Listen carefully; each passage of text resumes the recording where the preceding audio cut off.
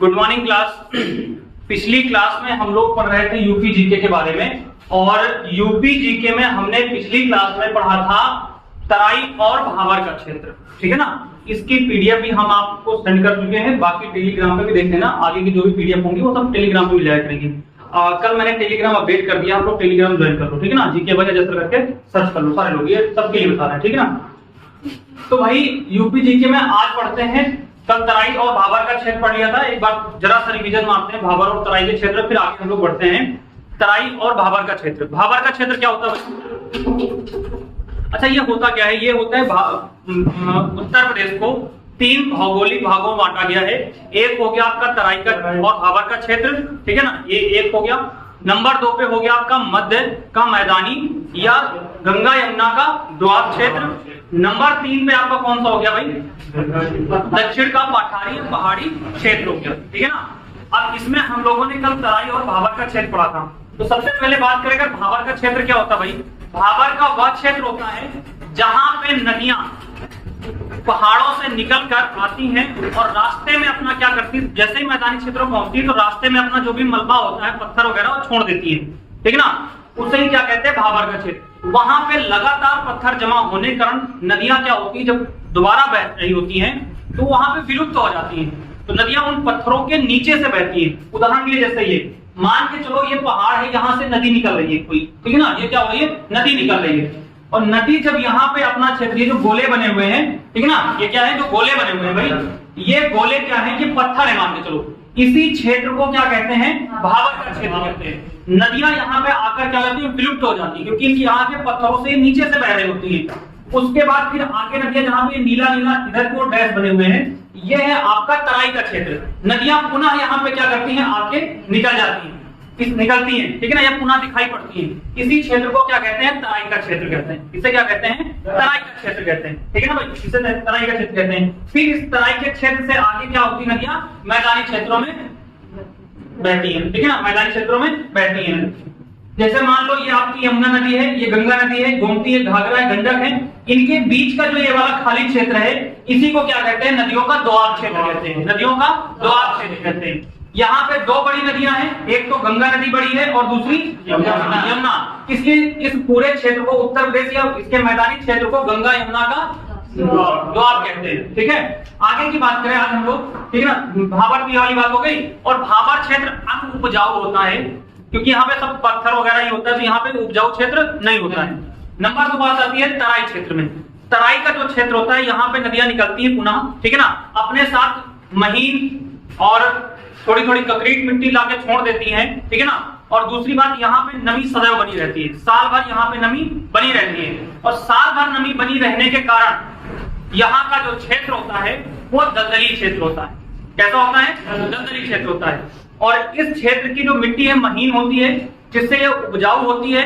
यहाँ धान, गन्ना और गेहूं की फसल बहुत बेहतरीन तरीके से होती है। दूसरा, इस क्षेत्र में दलदली और नमी होने के कारण, तराई क्षेत्र में दलदली और नमी होने के कारण यहाँ पे मलेरिया, फलेरिया और जापानी इंफ्लाइटिस बीमारी बहुत तेजी से फैलती है, ठीक है ना। ये कुछ बातें थी तराई की, जो पिछली क्लास हमने लिखाया है और नोट्स में भी आपको सेंड कर दिया है। आज हम लोग फटाफट बात करते हैं भाई मध्य का मैदानी क्षेत्र, ठीक है ना। अब यहाँ मध्य के मैदानी क्षेत्र की बात करते हैं। सबसे पहले बात करें मध्य का मैदानी क्षेत्र या गंगा यमुना का दोआब। इसमें पश्चिम में, उत्तर प्रदेश के पश्चिम में यमुना नदी क्या करती है? सीमा बनाती है, प्राकृतिक सीमा बनाती है भी कह सकते हो, ठीक है ना, कि प्राकृतिक सीमा बनाती है। कभी भी आपसे पूछ लिया जाए कि हरियाणा और उत्तर प्रदेश के बीच में, हरियाणा और उत्तर प्रदेश के बीच में कौन सी नदी भौगोलिक सीमा बनाती है, तो आप क्या बताओगे? यमुना नदी। कौन सी नदी? यमुना। तो ये भैया आपकी कौन सी है? यमुना नदी। यहाँ पे आपको दिख रहा होगा नीला नीला डैश से, ये है यमुना नदी, ठीक है ना, ये यमुना नदी बह रही है।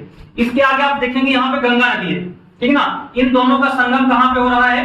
प्रयागराज में। इन दोनों का संगम कहाँ पे हो रहा है? प्रयागराज में हो रहा है, ठीक है ना। बात समझ में आई?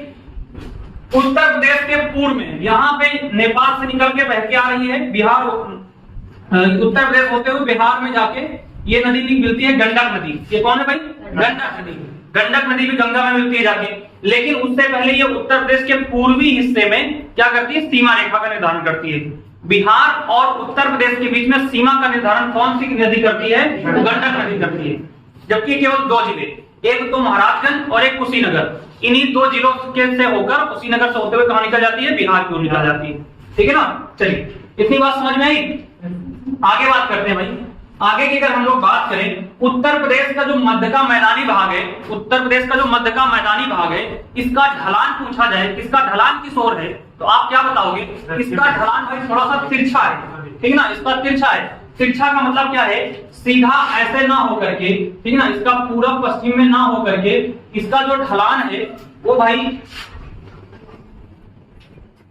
इसका जो ढलान है वो सीधा पूरब और पश्चिम, उत्तर या दक्षिण में ना होकर के, इसका जो ढलान है वो थोड़ा सा तिरछा आकार में ऐसे, ठीक ना, ऐसे की ओर, ऐसे।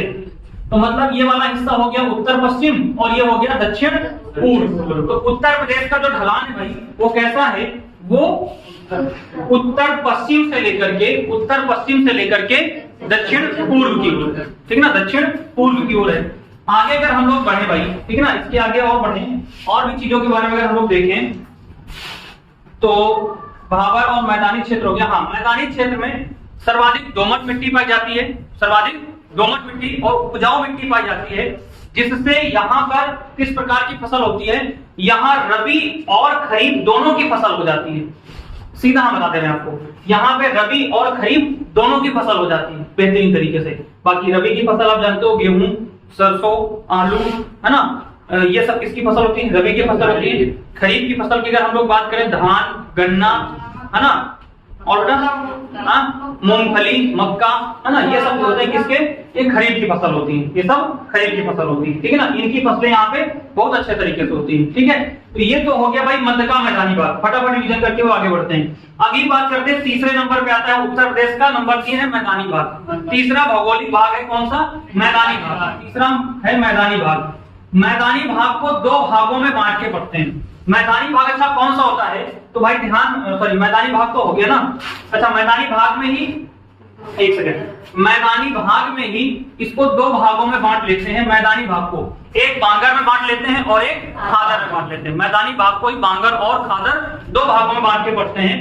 बांगर वह क्षेत्र है जहां पे बाढ़ का पानी नहीं पहुंच पाता। जैसे हम लोग जिस क्षेत्र में निवास कर रहे हैं, ये क्षेत्र आपका बांगर में आता है, यहाँ पे बाढ़ का पानी नहीं आता है। आप उदाहरण के लिए दे दो, जैसे उत्तर प्रदेश का हो गया, रायबरेली जिला हो गया, अमेठी हो गया, सुल्तानपुर हो गया, लखनऊ हो गया, बाराबंकी हो गया, इन सब क्षेत्रों में बाढ़ बहुत कम आता है, खासकर इन क्षेत्रों में तो आता ही नहीं। ये बच्चे ऊंचाई वाले क्षेत्र वाले हिस्से होते हैं, तो ये बांगर क्षेत्र कहलाएंगे। और खादर क्षेत्र वे होते हैं जहां पे नदियों में बाढ़ का पानी हर वर्ष आता है, प्रत्येक वर्ष वहां नदियों का पानी आ जाता है बाढ़ में, उसे क्या कहते हैं? खादर। खादर सबसे उपजाऊ क्षेत्र होता है, यहाँ पे भी सारी फसलें बहुत बेहतरीन तरीके से हो जाती हैं। ठीक है ना? चलिए आगे की बात करते हैं। एक चीज और ध्यान रखना, खादर क्षेत्र में अधिक क्षय से, नदियों के अधिक क्षय के कारण यहाँ पे क्या हो जाता है भाई? यहाँ पे बीहड़ क्षेत्र भी हो जाते हैं। जैसे चंबल का बीहड़ क्षेत्र हो गया, वो नदियों के अधिक क्षय के कारण हो गया, मतलब अधिक नदियां बाढ़ लेके आ जाती है तो उसके कारण क्षय हो जाता है। अब बात करते हैं भाई नंबर 3 पे हम लोग बुंदेलखंड क्षेत्र की। नंबर 3 पे बात करेंगे, बुंदेलखंड क्षेत्र की बात करेंगे।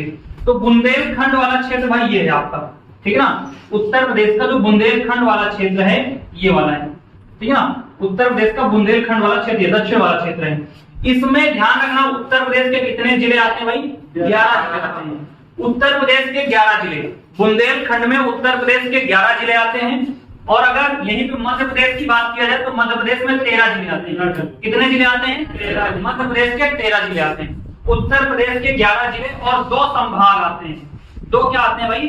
संभाग आते हैं, मतलब 2 खंड आते हैं इसमें, मंडल, ठीक है ना, संभाग आते हैं।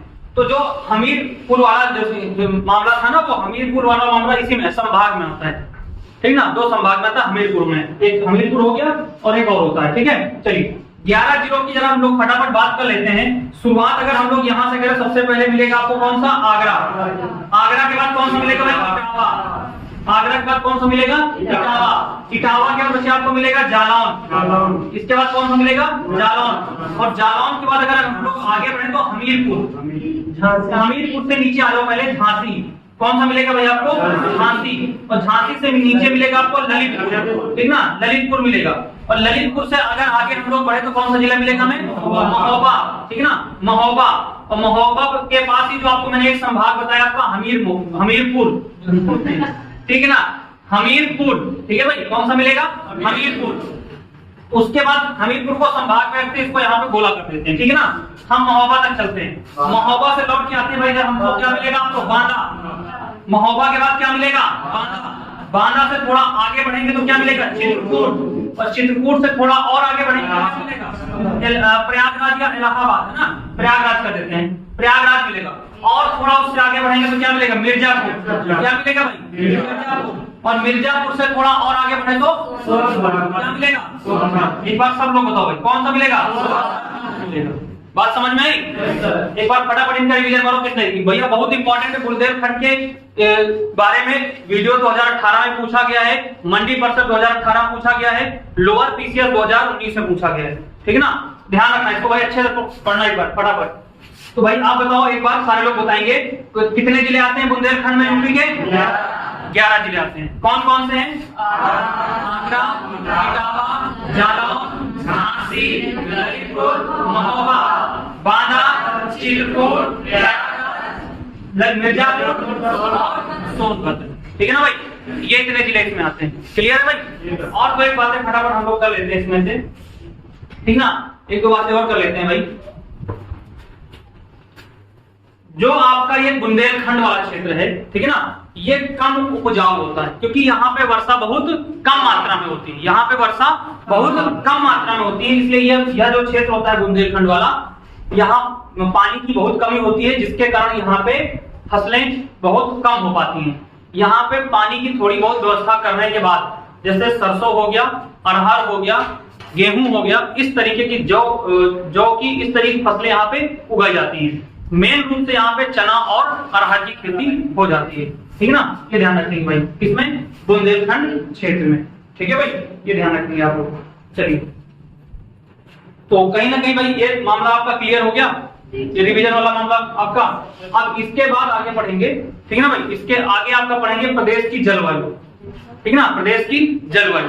अगर आपसे पूछ लिया जाए उत्तर प्रदेश की जलवायु कैसी है, उत्तर प्रदेश की जलवायु, देखो सबसे पहले तो जानो भाई, उत्तर प्रदेश की जो जलवायु है, अगर इसे जो किताबी भाषा में देखा जाए, मतलब जो इसमें बताते हैं कि कौन सी जलवायु है यहाँ पे, तो भाई यहाँ पे जो आपकी जलवायु पाई जाती है वो उष्णकटिबंधीय व मानसूनी जलवायु पाई जाती है। उष्णकटिबंधीय मानसूनी जलवायु पाई जाती है। ध्यान रखेंगे भाई, यहाँ पे जो जलवायु होती है वो कैसी पाई जाती है? उष्णकटिबंधीय, उष्णकटिबंधीय, ठीक ना, उष्णकटिबंधीय या मानसूनी जलवायु। और दूसरी बात, उत्तर प्रदेश भी एक ऐसा भारत का राज्य है जहां पे तीन के तीनों मौसम यानी तीनों ऋतुओं का क्या होता है? अनुभव किया जाता है। ऋतुएं कितने प्रकार की होती हैं? 3 प्रकार की। एक ग्रीष्म ऋतु होती है, एक शरद ऋतु होती है और एक वर्षा ऋतु होती है, ठीक ना। ग्रीष्म ऋतु, वर्षा ऋतु और शरद ऋतु, इनका क्रम ये होता है, पहले ठंडी फिर बरसात, सॉरी पहले ठंडी फिर गर्मी फिर बरसात, ठीक ना। या फिर ऐसे भी कह सकते हो, पहले गर्मी फिर बरसात फिर ठंडी, तो 3 ऋतु होती है। तीनों ऋतुओं का अनुभव उत्तर प्रदेश में किया जाता है, ठीक है ना। क्लियर है? फिर इसके बारे में चर्चा भाई अगली क्लास में करेंगे, फिर कौन कौन सी होती है, ठीक है। अब आइए हिस्ट्री क्लास पढ़ते हैं।